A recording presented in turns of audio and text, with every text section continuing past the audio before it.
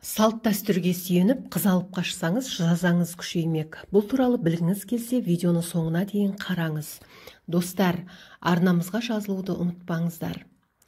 Қазақстанда қыз алып қашу әрекетіне жауапкершілік күшейтіледі. Бұл туралы адам құқықтары жөніндегі уәкіл кеңсесі мәліметінде айтылды деп хабарлайды Қазақпарат. Атап айтқанда, қазір уәкіл кеңсесі тұрмыстағы әрі отбасындағы зорлық-зомбылық пен әйелдердің құқықтарын бұзу мәселелеріне талдау жүргізіп жатыр. Қазіргі кезде омбудсмен кеңсесі қылмыстық заңнамаға бірқатар түзетулер енгізуді пысықтап жатыр. Атап айтқанда, осыған қатысты жеке бапты енгізу ескерілген. Сондай-ақ жәбірленген адамды өз еркімен босатқан жағдайда күдіктіні қылмыстық жауаптылықтан босатуды көздейтін Қылмыстық кодекстің 125 бабына ескертпені алып тастау қарастырылып жатыр. Орталық Азия елдерінің тәжірибесіне қарасақ, Қырғызстан, Өзбекстан, Түркменстан қылмыстық заңнамаларында әйелдерді некеге мәжбүрлеп тұрғызу мақсатында ұрлау қылмысына қатысты жеке бап бар. Адам құқығы жөніндегі уәкілдің бастамасымен Қылмыстық кодекске неке қию мақсатында адамды ұрлау деген 125-те бір бапты енгізу туралы ұсыныс жолданды.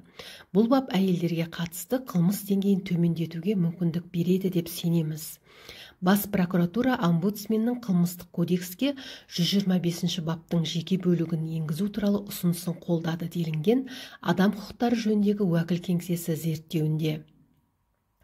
Мәжбүрлі түрде некеге тұрған қыздарға күйеулері кейбір жағдайларда зорлық-зомбылық көрсетіп жатады. Көбінесе мәжбүрлеп неке құрғаннан кейін бұл қыздар білім алу мен мамандық игеру мүмкіндігінен айырылады. Бұл өз кезегінде олардың тәуелді және осал жағдайын одан сайын нашарлатады. Некеге тұру үшін қыздарды ұрлау тәжірибесі елімізде әлі де сақталған. Яғни оңтүстік аймақтарда жиі кездеседі. Кейбір жағдайларда мұндай әрекеттер ар-намыс пен қадір-қасиетті қорлауға, заңсыз бас бостандығынан айыруға, өз-өзіне қол жұмсау сияқты қайғылы жағдайларға әкеледі деп аталып өткен уәкіл кеңсесі мәліметінде. Сарапшылардың пайымынша ұлттық дәстүр, әдет-ғұрыптар сынды стереотиптерді басшылыққа алып жоғарыда аталған оқиғалар жайында әйелдер ешкімге хабарламай жасырып жатады.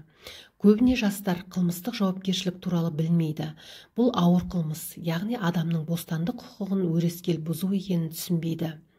Адам ұрлаумен байланысты қылмыстық құқық бұзушылықтарды талдау көрсеткендей, 2019 жылдан бастап қазіргі уақытқа дейін аталған санаттағы 214 қылмыстық құқық бұзушылық тіркелген. Бұл ретте некеге тұру мақсатында қыздарды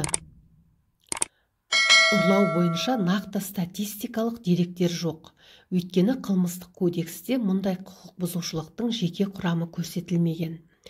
2019 жылдың шілдесінде Біріккен ұлттар ұйымының адам құқықтары жөніндегі кеңесі ерте және мәжбүрлі неке проблемасын талқылап, HRXRS 41-8 қарарын қабылдады.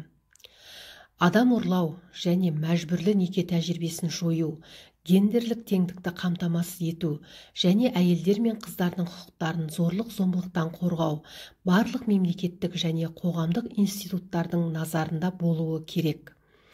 Биылғы 1-4 тамыз аралығында адам құқықтары жөніндегі уәкілдің өңірлік өкілдері Қазақстан халқы ассамблеясының қолдауымен өткізілетін медиация кабинеттерінің ашық есік күні жыл сайынғы акциясына қатысып жатыр.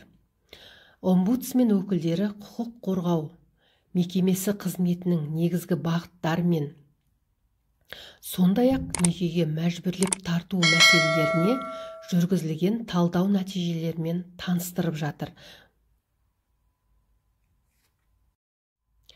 Бұдан бұрын хабарланғандай, сауалнама нәтижесінде ел азаматтарының 23,6% қыз алып қашуды қалыпты жағдай деп санайтыны анықталды.